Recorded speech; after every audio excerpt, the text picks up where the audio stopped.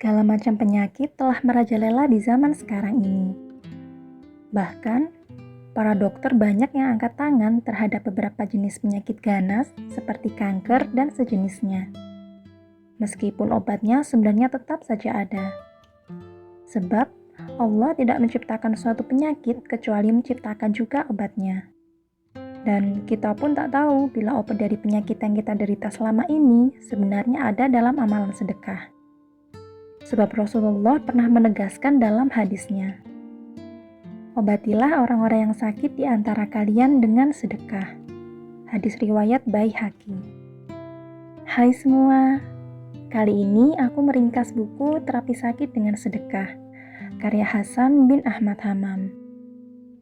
Untuk mengetahui lebih lanjut dari isi bukunya, aku sangat menyarankan teman-teman untuk memilikinya. Baik, kita lanjut ke ringkasannya. Terapi Sakit dengan Sedekah, karya Hasan bin Ahmad Hammam.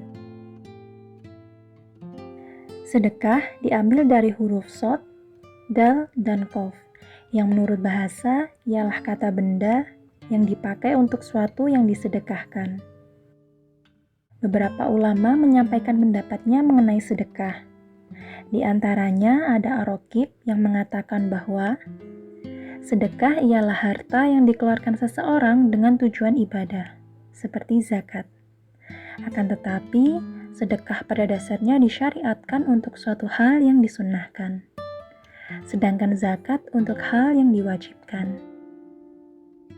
Lalu Abdul Aziz bin Umar menuturkan, "Salat akan mengantarkanmu menuju setengah perjalanan. Puasa akan mengantarkanmu ke depan pintu sang raja, yakni Allah. Sedangkan sedekah akan memasukkanmu untuk bertemu langsung dengannya." Selain itu, ada penuturan dari Ali bin Abi Thalib.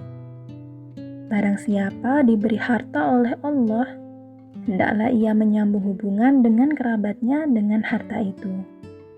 Memperindah jamuan untuk tamunya, menolong orang yang membutuhkan, membebaskan tawanan, membekali orang yang dalam perjalanan, orang fakir miskin, mujahidin, serta bersabar atas musibah yang menimpa hartanya. Sebab dengan hal-hal itu, orang tersebut akan mendapatkan kemuliaan dunia dan akhirat." Sedekah memiliki manfaat dan keutamaan yang besar. Antara lain, 1.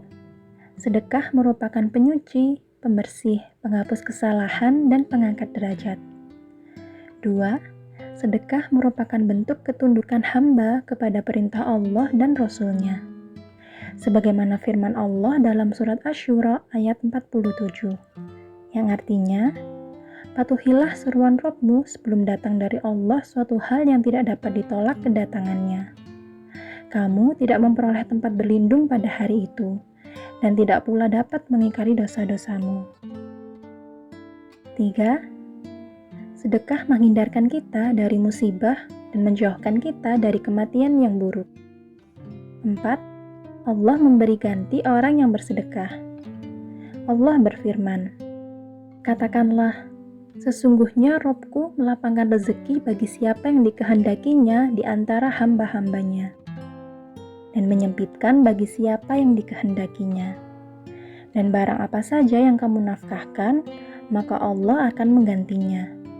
Dan dialah memberi rezeki yang sebaik-baiknya." Quran Surat Saba ayat 39.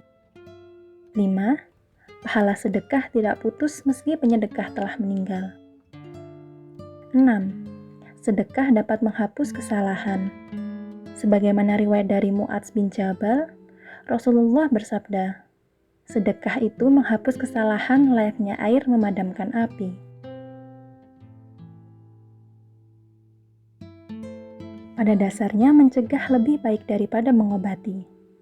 Sebab sesuatu sebelum terjadi jauh lebih mudah daripada menghilangkannya setelah terjadi. Namun, sedekah bisa menghilangkan setelah penyakit itu menyerang dan akan mencegah sebelum seseorang menderitanya. Berikut langkah mudah mengobati penyakit dengan sedekah. 1. Bersedekahlah dengan harta sendiri yang baik, yakni harta yang dikaruniakan oleh Allah. 2. niat bersedekah untuk kesembuhan. 3. Bila diberi harta yang lebih, maka bersedekahlah yang banyak. Sebagaimana disebutkan di dalam hadis riwayat Muslim, Rasulullah adalah sosok yang pemurah dan mulia. Beliau memberi dengan kuantitas pembelian orang yang tidak takut miskin. 4. Ikhlaskan niat bersedekah hanya untuk Allah semata. 5. Berupaya semaksimal mungkin memilih memberikan sedekah kepada orang yang benar-benar membutuhkan.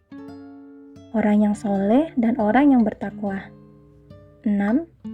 Yakin dan percaya bahwa Allah akan menyembuhkan kita dari penyakit tersebut. 7. Bila belum menemui hasil dari upaya sedekah kita, maka kembali bersedekahlah dan ulangi terus.